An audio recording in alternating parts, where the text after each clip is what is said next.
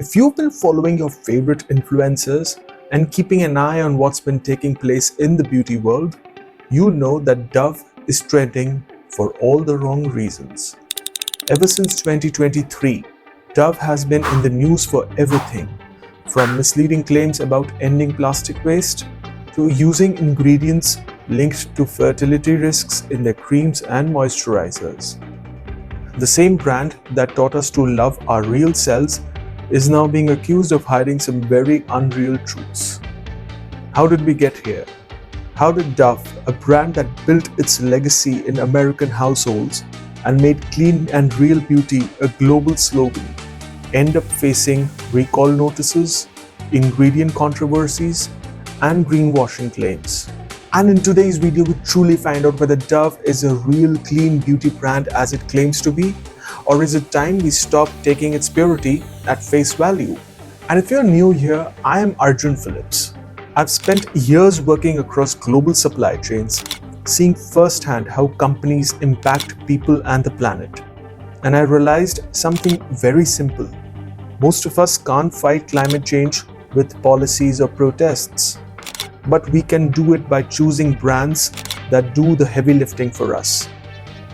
And that's why I started Right About the Earth, to help you spot real sustainable brands from greenwashed ones and save your precious dollars while you're doing it. Now, let's rewind back to 2024, when regulators overseas uncovered something disturbing in Dove's beauty cream bar soap.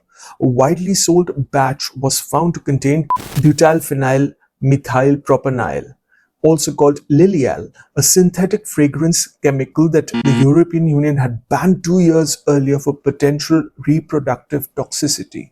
Now, fragrance is a powerful part of consumer products. It's what makes soaps feel luxurious, enhances the sensory experiences, and gives them the signature scent. Lilial in particular gives that lily in the valley floral tone, a scent that's nostalgic for a long-time Dove users. But get this, even after Europe banned Lilial in 2022, the FDA never did. That means American consumers could still legally buy soaps, creams, and moisturizers with the same chemical that Europe had already labeled unsafe for fertility. Now, for understanding the chemistry part of it, let's go to Professor Greenstein. Our Lilial smells divine, behaves diabolic. The EU classified it as REPR1B. Translation, it can harm fertility or unborn children. Pretty flower, ugly science. And guess what? The warning wasn't new. Toxicology studies flagged it way back in 2003. But the industry hit snooze for 2 decades because reformulating fragrance costs money. Cheap scent, expensive ethics. Exactly. Thank you, Professor Greenstein. Now, this wasn't some sudden revelation. In fact, toxicologists under IFRA and RIFM had warned about Lilial's reproductive toxicity nearly 20 years before Europe's final ban. But beauty companies stuck with it just because it smelled nice, it was cheap, and it kept consumers loyal. So yes, when regulators beyond Europe started banning it, it wasn't about discovering something new. It was about catching up. And in the US, well, there is no comprehensive list of banned chemicals in cosmetics. The FDA largely lets brands self-regulate, trusting that responsible corporations will do the right thing. Spoiler alert, they usually don't. But before we see why Dove and other brands delayed the reformulation process, many of you struggle with identifying ingredients like Lilial in your daily cosmetics. So for this, I've created 2 free resources, a beauty painkiller guide and a chemical ingredient list, free in the description. Drop your email and both of these PDFs will land up in your inbox instantly. Now, here's where the corporate gymnastics begin.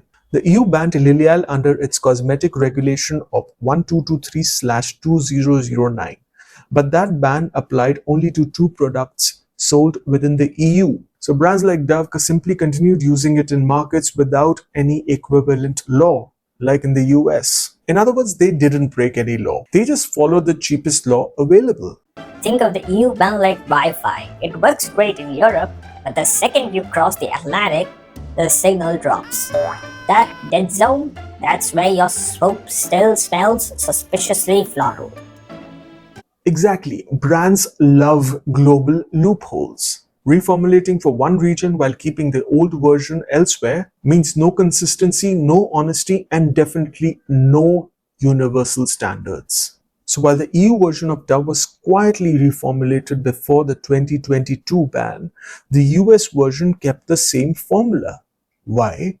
Because it was still legal here and because it costs millions to change supply chains that consumers aren't even aware of. The recall overseas triggered something far bigger than a local scandal. It exposed how unevenly the world defines safety. Dove didn't crash overnight. It still remains one of Unilever's biggest brands, sitting on shelves across 150 countries. But what took a real hit wasn't sales, it was credibility. Because in Europe, Dove reformulated quietly without even announcing it. Consumers over there just kept buying without even realizing that the favorite mild soap had changed its DNA. But when that same ingredient news broke on social media, American consumers started asking, wait, if it's banned in Europe, why are we still using it? TikTok exploded with side by side ingredient comparisons. Reddit threads dissected batch codes. Hashtags like real beauty or real toxin trended. And for the first time, Dove's gentle reputation began to crack under the weight of its own slogan. See that dip? That's not your Wi-Fi bar. That's Dove's buzz score dropping faster than my lab ethics on a Black Friday.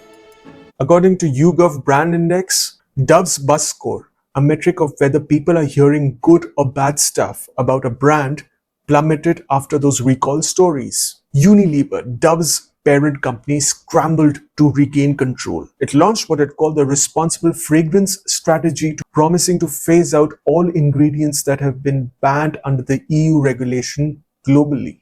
Noble move for sure, but it came after the damage. Because let's face it, the fall of Dove's reputation just didn't happen because of one chemical ingredient. It started when consumers realized that a brand built on real beauty wasn't even real from the inside of their bottles. Transparency is one thing, but the story goes a little deeper. While Dove kept promising clean beauty and sustainability, 2023 brought another blow. Greenpeace's hard-hitting report titled Real Beauty, Real Harm. The report didn't mince words.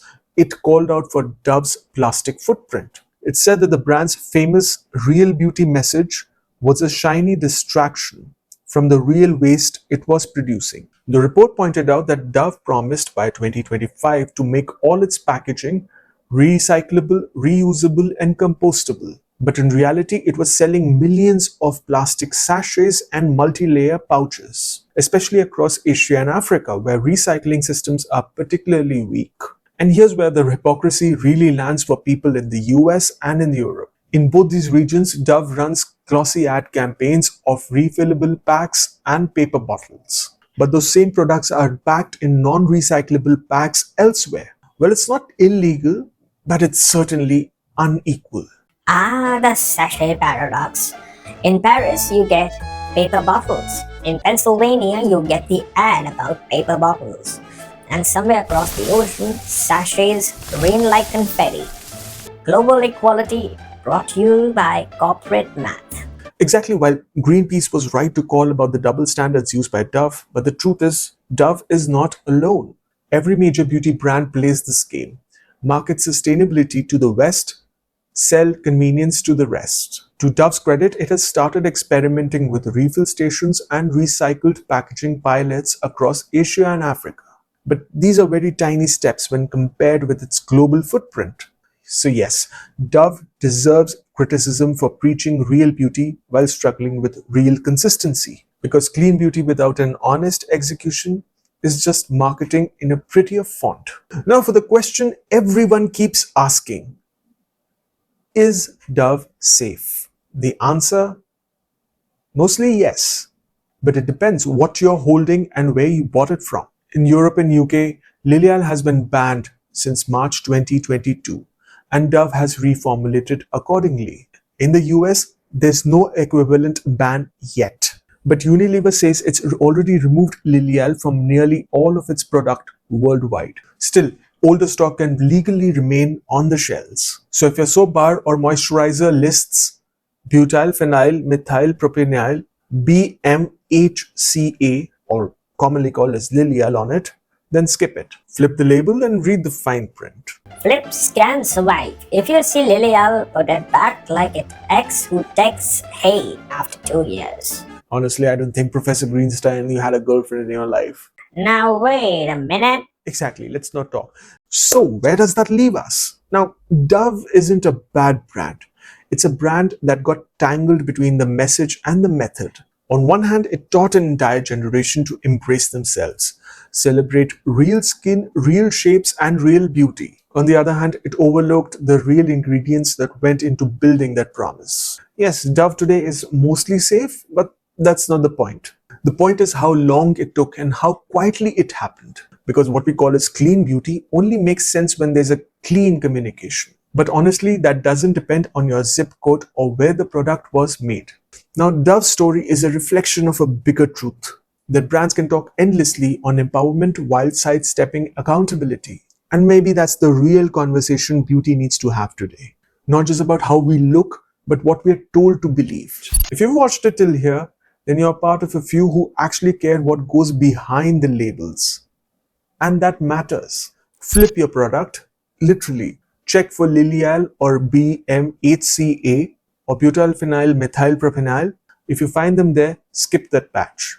Share this video with someone who swears by Dove or is a clean beauty fan, because awareness spreads faster than advertising. And if you want more deep dives like this, where we go beyond slogans and decode what really goes into beauty, then hit a subscribe to Write About the Earth. Because we are here to uncover the truth behind the brands that shape our daily lives. One label, one ingredient, one promise at a time. And remember, stay curious, stay clean, and always check the fine print. My chemically cautious friends.